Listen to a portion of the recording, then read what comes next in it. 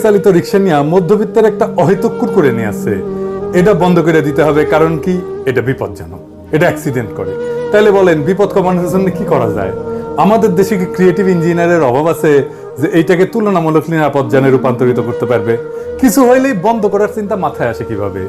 এত মানুষ এটা চালায়, তাদের পেট চলে, তাদের পরিবার আছে, তারা খাবে কি, তারা কি করবে?